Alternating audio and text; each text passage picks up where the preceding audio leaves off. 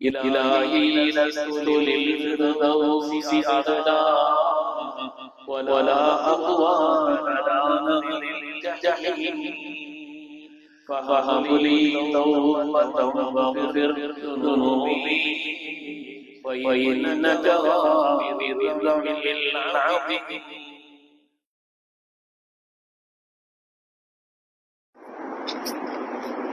السلام عليكم ورحمة الله وبركاته. الحمد لله العظيم القدرة والشان شديد البطش والبرهان حافظ الدين والقرآن ما شاء الله كان ما لم يشاء لم يكن لا حول ولا قوة إلا بالله إن أريد إلا الإصلاح ما استطعت وما توفيقي إلا بالله عليه توكلت وإليه أنيب سبحانك لا علم لنا إلا ما علمتنا إنك أنت العليم الحكيم. قال الله سبحانه وتعالى في القرآن الحميد بسم الله الرحمن الرحيم ومكروا مكر الله والله خير الماكرين. وقال النبي صلى الله عليه وسلم إنما الأعمال بالنيات وإنما لكل امرئ ما نوى. கண்ணியமிக்க முஃமினீன்களே, அல்லாஹ்வின் நல்லடியார்களே, அருமை நாயகம் ஸல்லல்லாஹு அலைஹி வஸல்லம் அவர்களின் பாக்கியம் நிறைந்த உம்மத்துமார்களே, ரப்பு சுப்ஹானஹு வ தஆலா அவனுடைய மேலான கட்டளையை ஜும்மாவுடைய ஃபர்தை நிறைவேற்றுவதற்காக ஒன்று சேர்ந்திருக்கக்கூடிய நம் எல்லோரையும் அல்லாஹ் கபூல் செய்தருள்வான். ரப்பினுடைய மேலான திருப்தியை நம்முடைய வாழ்வின் லட்சியமாக கொண்டு இந்த உலகத்தில் அதற்கு ஏற்ப வாழ்ந்து காண்பித்த வல்லல் முஹம்மது ரசூலுல்லாஹ் ஸல்லல்லாஹு அலைஹி வஸல்லம் பரிசுத்தமான வழியில் நின்று இரு உலகத்திலும் வெற்றி பெற்ற சாலிஹீன்கள், அருளாளர்கள், வலிமார்கள், நாதாக்கள் நல்லோர்களின் கூட்டத்தில் அல்லாஹு தஆலா நம்மையும் நம் சந்ததிகளையும் கபூல் செய்தருள்வான். கண்ணியமிக்க முஃமினீன்களே, நாட்டினுடைய மிக முக்கியமான ஒரு விவாத பொருளாக பாராளுமன்றத்திலும் இந்தியாவினுடைய எல்லா பகுதிகளிலேயும் அதேபோல் நாளிதழ்களிலும் மீடியாக்களிலும் தலைப்பு செய்தியாக வக்ஃபை பற்றிய செய்திதான் இருந்து கொண்டிருக்கிறார். ஏனென்று சொன்னால், முஸ்லிம்களை நாடற்றவர்களாக, நிலம் மற்றவர்களாக ஆக்கக்கூடிய ஒரு கொடுமையான சதி திட்டத்தை RSS நீண்ட காலமாக போட்டுக் கொண்டிருக்கிறது. அதனுடைய விளைவுதான் நீண்ட நெடுங்காலமாக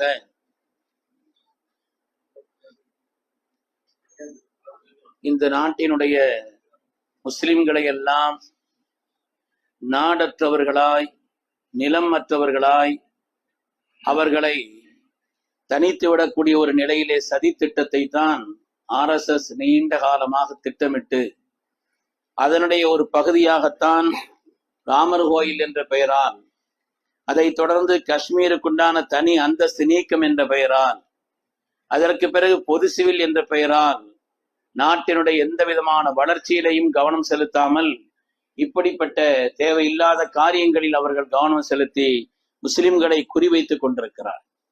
முஸ்லிம்களுக்கு எதிரான இந்த வக்ஃப் திருத்த சட்டம் என்ற இந்த கொடுமையானது பெருமக்களே தேசிய ஒருமைப்பாட்டிற்கு எதிரானது. இந்த அரசியலமைப்பு சட்டம் நமக்கு வழங்கியிருக்கக்கூடிய அந்த அடிப்படை உரிமைகள் மீது அது போர் தொடுக்கக்கூடிய ஒரு காரியம். அதேபோல் சிறுபான்மை மக்களுடைய சொத்துக்களை எல்லாம் அபகரிக்கக்கூடிய ஒரு காரியம்.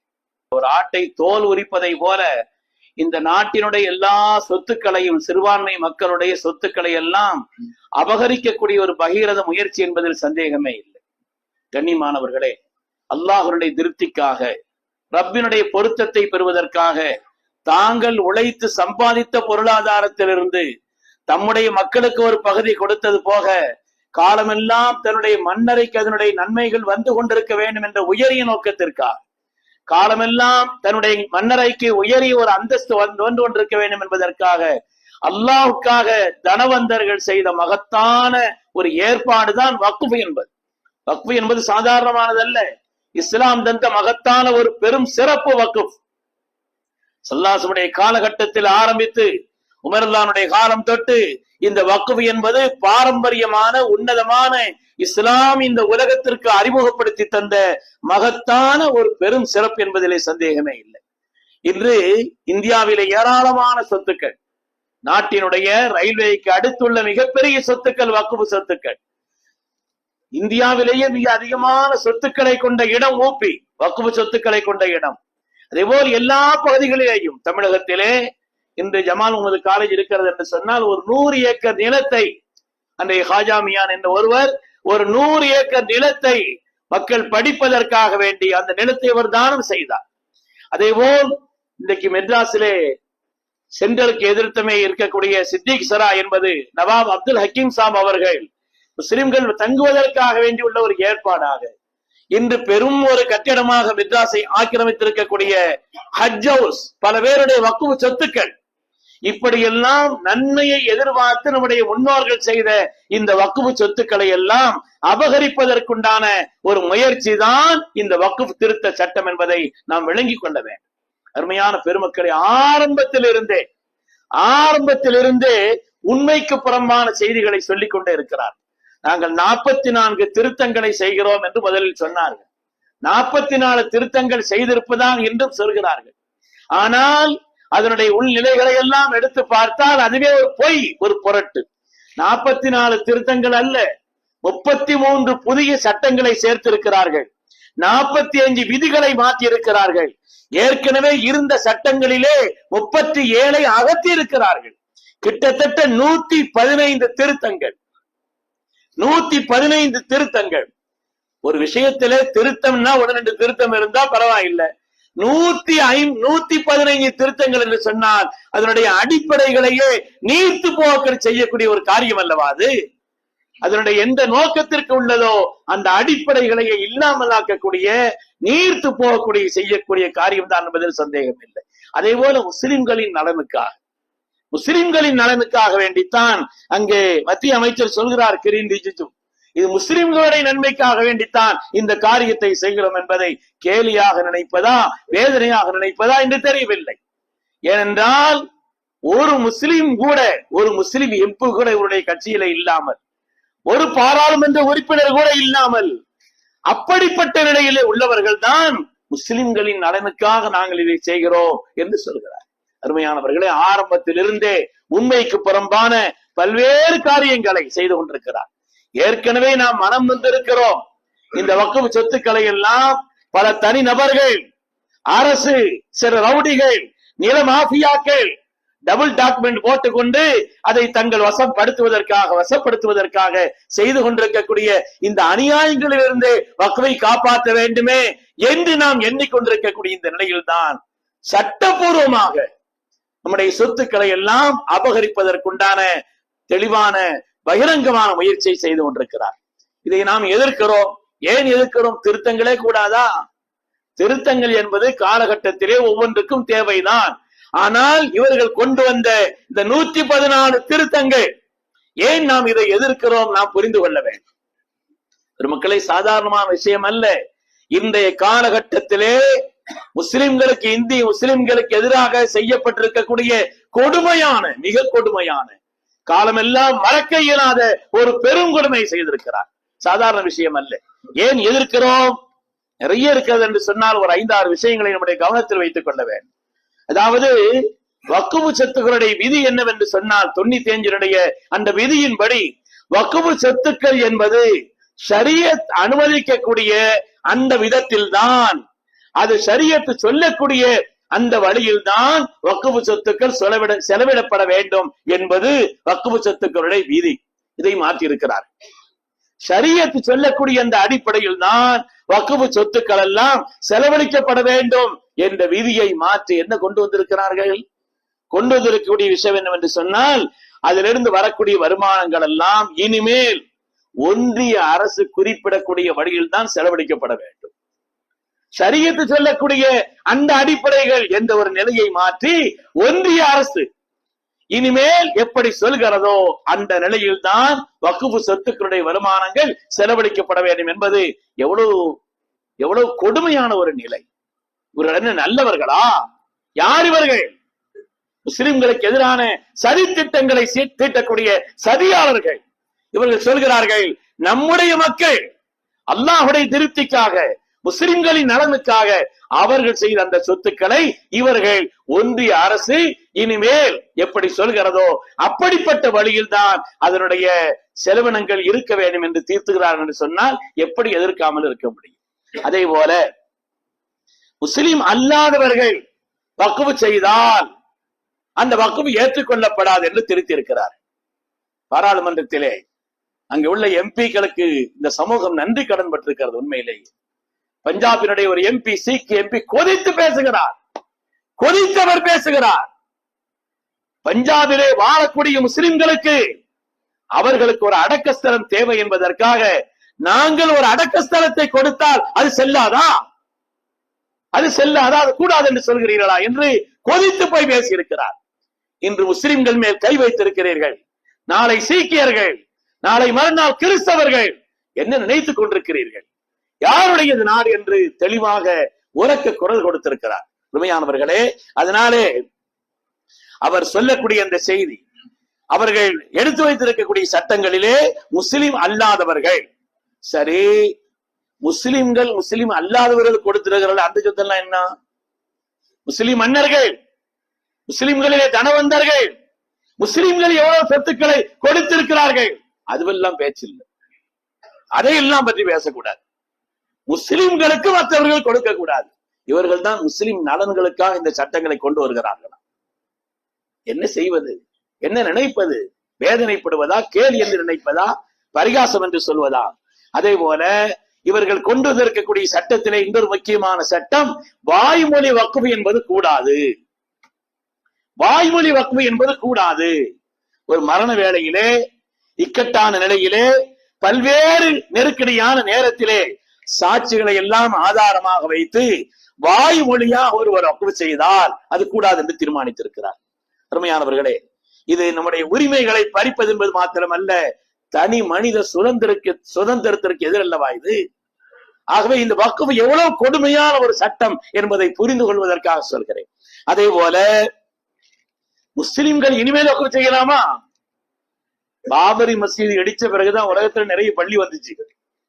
அதுக்கு பிறகுதான் முஸ்லிம்கள் இடங்களை தானம் செய்து நிறைய பள்ளிகள் கட்டினார்கள். அதை கவனத்தில் கொண்ட இந்த கொடூரர்கள் முஸ்லிம்கள் வக்ஃப் செய்யணுமானா இனிமேல் அந்த முஸ்லிம்கள் 5 வருட காலம் அவர்கள் இஸ்லாமிய நெறியின்படி வாழ்ந்திருக்க வேண்டும். இஸ்லாமிய நெறியின்படி 5 வருஷ காலம் வாழ்ந்திருக்கணுமா? என்ன அளவுகோல் அதுக்கு? ஒன்றிய அரசு என்ன அளவுகோலை வைத்திருக்கிறது? இங்க பேசிய ஒரு எம்பி கூட கேட்டார், தாடியை பிடிச்சிட்டு கேட்கிறார், இது வச்சிருந்தா போதுமா? என்ன அளவுகோல்? அதற்குண்டான அளவுகோல் என்ன? எதற்காக இந்த வார்த்தை? யாரும் முஸ்லிம்கள் கூட இனிமேல் வக்ஃப் செய்யக்கூடாது என்ற ஒரு சதித்திட்டத்திற்காக சேர்க்கப்படக்கூடிய விதி அல்லவா இது? எவ்வளவு கொடுமையான சட்டம்! விரித்து பேசலாம். பெருமக்களை நாம் விளங்கிக் கொள்ள வேண்டும். ஏதோ யாருக்குள்ள சொத்தோ, ஏதோ ஒரு இது அவன் அபகரிக்கிறான், இவன் அபகரிக்கிறான், அது மாதிரி ஒன்று என்று நினைத்து விட்டு போய்விடக் கூடாது. சாதாரணமானதல்ல. நம்மை நிர்மூலப்படுத்துவதற்கு நம்முடைய சொத்துக்களை அளிக்க வேண்டும் என்ற ஒரு சூத்திரத்தை கொடியவர்கள் சொல்லிக் கொடுத்திருக்கிறார். அதனாலே முஸ்லிம்களும் கூட வக்ஃப் செய்ய வேண்டுமானால் அவர்கள் 5 வருஷ காலம் இஸ்லாமிய நெறியின்படி அவர்கள் வாழ்ந்திருக்க வேண்டுமா? இவர்கள் வைத்திருக்கக்கூடிய சட்டம். அதே போல வக்ஃப் சொத்து தான் என்பதற்கு ஆதாரமாக, வக்ஃப் சொத்து தான், இது வக்ஃப் சொத்து, இந்த பள்ளிவாசல் வக்ஃப் சொத்து தான் என்று சொல்கிறோம். வக்ஃப் சொத்துங்கிறது என்ன ஆதாரம்? அந்த ஆதாரம் எப்படிப்பட்டதாக இருக்க வேண்டுமா? ஒன்றிய அரசு எத்தகைய சான்றிதழ்கள் வேண்டும் என்று சொல்கிறதோ அந்த சான்றிதழ்கள் இருந்தால்தான் அது வக்ஃப் சொத்துக்கள். நீங்கள் எவ்வளவு ஆண்டுகள் அதை அனுபவித்திருந்தாலும் சரி, பாருங்கள் எவ்வளவு சதி திட்டம் இது. எத்தனை காலம் நீங்கள் அனுபவித்திருந்தாலும், எத்தனை காலம் நீங்கள் அதை உங்களுடைய வக்ஃப் போல கருதி கொண்டிருந்தாலும், ஒன்றிய அரசு என்னென்ன ஆவணங்கள் வேண்டும் என்று சொல்கிறதோ அந்த ஆவணங்கள் எல்லாம் அதுவெல்லாம் இல்லாவிட்டால் அது வக்ஃப் சொத்தா கருதப்படாது.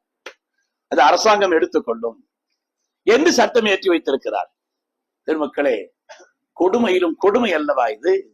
அதே போல யாராவது ஒருவர் ஒரு மனு போடுறார், இது வக்ஃப் சொத்து அல்ல என்று ஒரு மனு போடுகிறார்.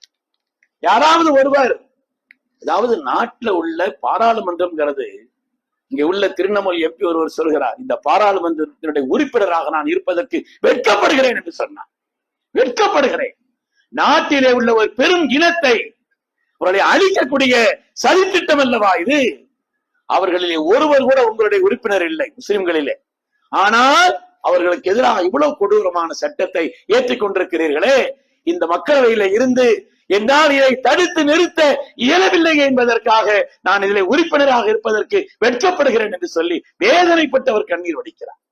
அருமையானவர்களே, அதே போல அவருடைய சட்டங்களிலே ஒன்று, யாராவது ஒருவர் இது வக்ஃப் சொத்தா என்று ஒரு சந்தேகத்தை கிளப்பினார், யாராவது ஒருவர் யாரோ ஒருவர் ஒரு ஐயம் கிளப்பினார், அரசு சட்டம் போட்டிருக்கிறது பாருங்க, அது குறித்து மாவட்ட ஆட்சியருடைய அறிக்கை வரும் வரை அது வக்ஃப் நிலமாக கருதப்படாது. யாராவது ஒரு ஆள் இது வக்ஃப் நிலம் அல்ல, அபகரித்து வைத்திருக்கிறார்கள், காலம் காலமா அனுபவிக்கிறார்கள் என்று யாராவது ஒருவர் ஒரு வக்ஃப் நிலத்தை குறித்து ஐயம் எழுப்பினால், அவர் ஆட்சேபனை எழுப்பினால் அது வக்ஃப் நிலமாக கருதப்படாது. ஆட்சியர் அவர்கள் அது வக்ஃப் நிலம்தான் என்று அறிக்கை கொடுக்கும் வரை அது வக்ஃப் நிலமாக கருதப்படாது என்று எழுதி வைத்திருக்கிறார். அதே போல வக்ஃப் நிலங்களை ஆக்கிரமிப்பது நான் பயிலவிலா இருந்துச்சு. யாராவது வக்ஃப் நிலத்தை ஆக்கிரமிச்சு வச்சிருந்தாங்கன்னா ஜாமீனில் வெளிவர முடியாத அளவிற்குண்டான பிணை கைது அவர்களுக்கு இருக்கும். அந்த கைதை நீக்கி இருக்கிறார்கள், ஜாமீன்ல வெளி வந்துக்கிறலாம். யாராவது வக்ஃப் நிலத்தை ஆக்கிரமித்ததாக குற்றம் சாட்டப்பட்டால் அவர்கள் ஜாமீனில் வெளிவரலாம்.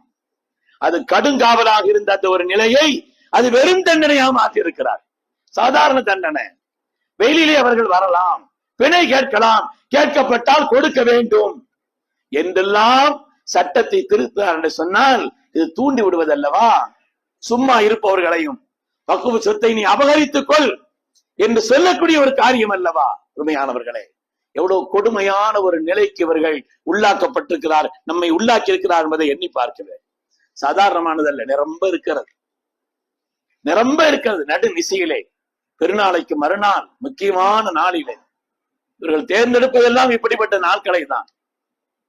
எப்படி சதாம் ஹுசைனை இந்த உலகத்திலே தூக்கிலே ஓடுவதற்கு ஒரு பெருநாளை தேர்ந்தெடுத்தார்களோ, நாக்பூரிலே மஸ்ஜிதை இடிப்பதற்கும் கலவரத்திற்கும் ஒரு ரமலானை தேர்ந்தெடுத்தார்களோ, காசாவிலே முஸ்லிம்களை அடிப்பதற்கு பதிலை எப்படி தேர்ந்தெடுத்தார்களோ, இதே போல் பெருநாளைக்கு அடுத்துள்ள முக்கியமான நாட்களை, இப்படிப்பட்ட நாட்களை எல்லாம் இவர்கள் கையில் எடுத்துக் கொண்டிருக்கிறார். அருமையானவர்களே, அதே போல இந்த நேரத்தில் நாம் ஒரு நன்றி சொல்ல வேண்டும். அதாவது கிட்டத்தட்ட 232 எம்பிக்கள், 232 எம்பிக்கள் முஸ்லிம்களுக்கு ஆதரவாக நின்று இவர்கள் தான் மத சார்பற்ற இந்தியாவினுடைய தரகர்த்தர்கள். உரத்து குரல் கொடுத்திருக்கிறார்கள், ஆதங்கத்தை வெளிப்படுத்தியிருக்கிறார்கள், கவலையை சொல்லி இருக்கிறார்கள், வீரமிக்க உரைகளை நிகழ்த்தி இருக்கிறார். சந்தேகமே இல்லை, முஸ்லிம் சமூகம் நன்றி கடன் பட்டிருக்கிறது என்பதிலே எந்த விதமான சந்தேகம் இல்லை.